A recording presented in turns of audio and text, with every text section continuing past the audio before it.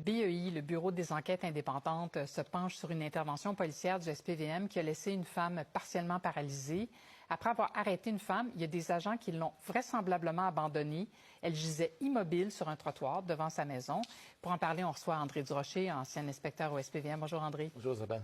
Alors, le comportement des policiers a choqué beaucoup de personnes. On va le voir sur les images parce qu'il y a une vidéo qui circule. La femme, elle aurait dit aux policiers, après avoir été arrêtée, qu'elle avait mal au cou, qu'elle sentait des picotements dans ses membres.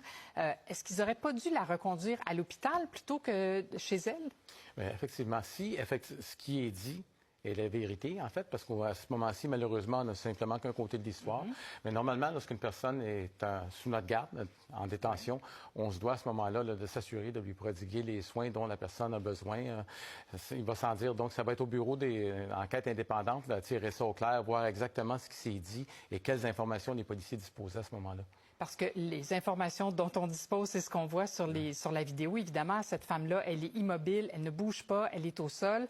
Est-ce que dans un cas comme celui-là, on fait face à ce qu'on appelle la non-assistance à une personne en danger? Effectivement. Il y a un article d'ailleurs au Code criminel, l'article 215, qui prévoit qu'on doit de prodiguer les soins ou venir en assistance à la personne.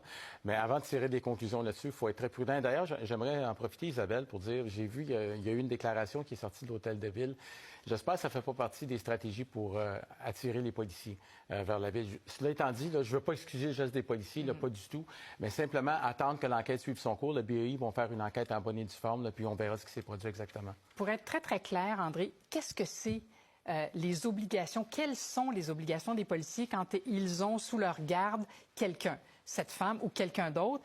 Ils doivent bien être obligés de faire quelque chose si la personne se désorganise ou si elle se blesse ou si les policiers la blessent. Qu'est-ce qu'on doit faire? Effectivement, il faut s'assurer, il faut la protéger. Des fois, contre elle-même, il arrive parfois que les policiers vont arrêter des gens qui ont des problèmes de santé mentale et qui vont se garrocher sur les murs. Moi-même, quand j'étais policier, ça m'est arrivé. Quelqu'un ici, vous avez un comptoir, il est arrivé, il m'a regardé, il s'est garroché la tête, il s'est frappé la tête. Il y a eu une enquête qui a été faite. Donc, on doit s'assurer du bien-être de cette personne-là. Si elle a besoin de soins, d'ailleurs, on n'amène pas une personne dans un poste. On l'a vu dans la tristement célèbre affaire Barnabé, justement. Donc, à ce moment-là, on se doit de l'amener à l'hôpital. Et dans le doute, également, c'est également ce que je disais lorsque j'étais commandant d'un poste de quartier, dans le doute, là, amenez-la à l'hôpital, puis à ce moment-là, bien, il n'y a pas de problème. Et à l'hôpital, vous l'accompagnez, bien, vous, pas personnellement, on la contacte aussi longtemps qu'elle est sous oui. notre garde, mais si jamais elle est libérée par promesse de comparaître quoi que ce soit, mais à ce moment-là, elle est laissée sous les soins, justement, de professionnels de santé. Très bien.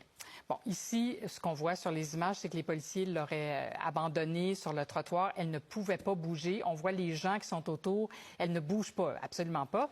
Là, qu'est-ce que doivent faire les enquêteurs du BEI? On dit faire une